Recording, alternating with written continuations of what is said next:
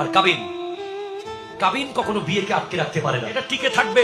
এটা 1 লাখ টাকা কাবিন হলেও টিকে থাকবে। সর্বনিম্ন কাবিন হলো 10 দিরহাম। যেই বিয়ে টিকে যাবে সেটা 1 লাখ টাকার মধ্যেই টিকে যাবে, আর যেই বিয়ে টিকবে না সেটা 1 কোটি টাকা দিয়ে করাইলেও ওই মেয়েকে সে ছেড়েই দেবে। ঠিক কিনা কথা জোরে বলেন। এখন আমাদের দেশে দেখতেছি অনেকে বউ ছাড়তেছে দুধ দিয়ে গোসল করে। এটা আবার কোন প্রচলন আল্লাহ ভালো জানে। আমরা কোরআন হাদিসে কোথাও পাই নাই। কতগুলো দুধ অপচয় করছে যেগুলো গরিবরা পেলে খেতে পারতো। ঠিক কিনা কথা বলেন। আবারও বলছি যে যুবক ভাইয়েরা কারা কারা বিয়ে করেন নাই হাত তোলেন। আমি তো করছি নাই, আমার আবার অসুবিধা হয়ে যাবে। যারা যারা বিয়ে করেন নাই তারা এখন থেকে নিয়ত করেন যে আপনার বিবিকে 1 ভরি 2 লাখ টাকা স্বর্ণ না দিয়ে, 10 ভরি 20 লাখ টাকা স্বর্ণ না দিয়ে, 1 ভরি স্বর্ণের টাকা দিয়ে তাকে পবিত্র ওমরায় নিয়ে যাবেন। বিয়ের পরের দিন আপনাদের ফ্লাইট থাকবে ইনশাআল্লাহ।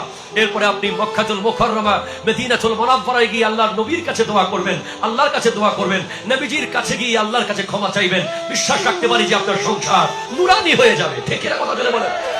আল্লাহ বোঝার তৌফিক দান করুক, আমিন জোরে বলেন।